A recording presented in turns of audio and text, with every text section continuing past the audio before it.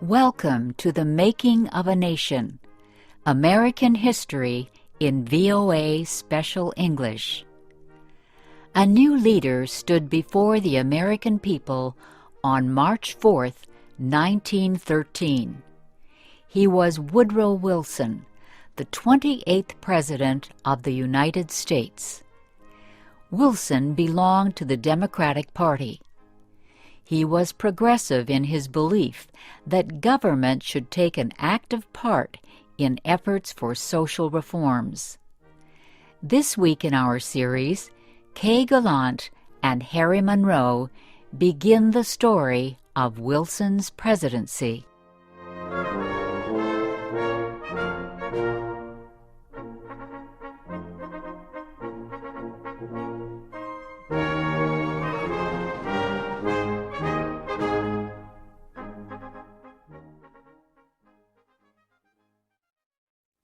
Woodrow Wilson had spent most of his life at Princeton University. First, he was a professor. Then, he was university president. Next, Wilson was elected governor of the state of New Jersey. His early success as governor made him a leading candidate for the Democratic presidential nomination in 1912. Wilson traveled widely around the country during the campaign. He made speeches to many groups. He tried to make himself and his ideas known to as many Americans as possible. Wilson called his program the New Freedom. One of his campaign promises was to fight for better conditions for America's small business owners. Such proposals helped him win the Democratic nomination for president. Then he defeated President William Howard Taft and former President Theodore Roosevelt in the election. Woodrow Wilson, the former president of a university, had become the president of a nation. The largest crowd in Washington, D.C.'s history welcomed Wilson outside the Capitol building on the day of his inauguration. He called on the American people to join him in making the country a better place. "Our duty," Wilson said, "is to correct the evil without hurting the good. I call all honest men, all patriotic, all forward-looking men to my side."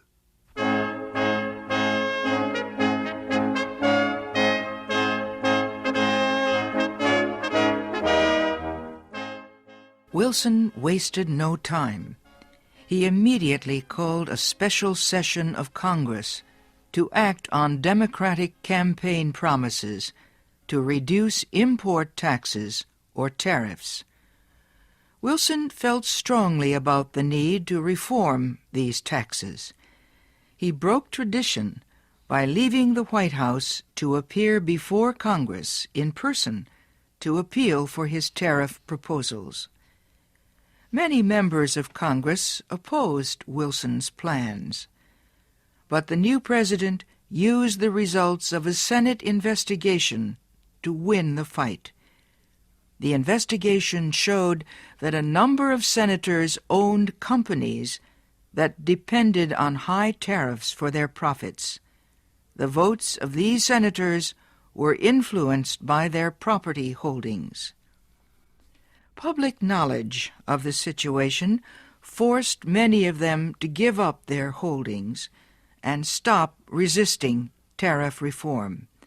Congress finally approved Wilson's proposals.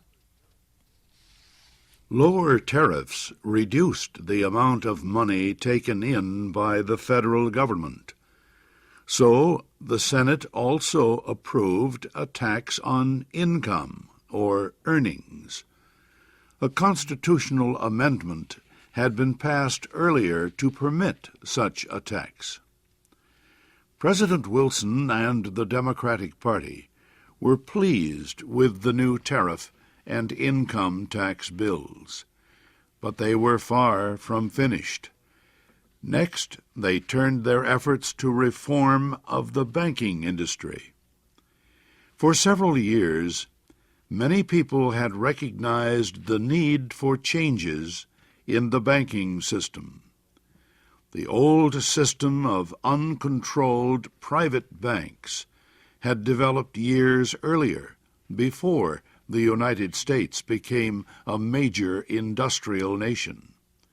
Many people agreed that a more modern system was needed, but they could not agree on details. President Wilson said control of the nation's wealth was held by too few men. He noted a report that said just 2 men controlled 10% of the total wealth of the United States. Wilson said the nation needed a money supply that could be increased or reduced when necessary to correct economic conditions. He said a method was needed to let banks help each other during economic emergencies. And, he said, laws were needed to prevent a few wealthy men from using the economic resources of the country for their own purposes. Finally, Wilson said the control of this system of banking must be public, not private. It must belong to the government itself. Wilson called his proposal for a central bank the Federal Reserve System. Under the plan, the nation would be divided into 12 areas. Each area would have its own Federal Reserve Bank. These area banks would not do business with the public. They would serve only as bankers' banks, and they would issue a new form of money supported by the federal government. Most important, the leaders of the new system would be chosen by the government, not by private business.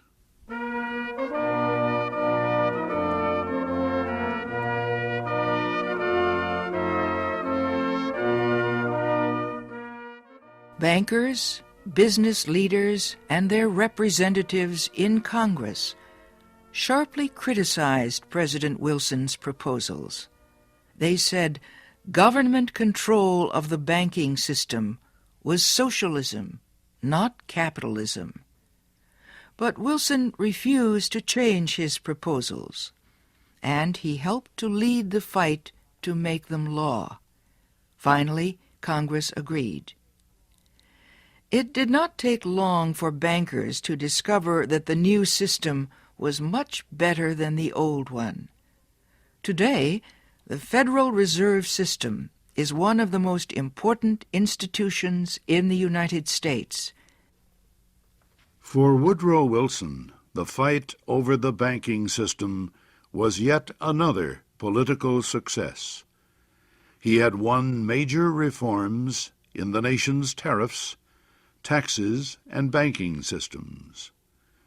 Now he told Congress that new legislation was needed to control the power of monopolies and trusts. These were the giant companies and business alliances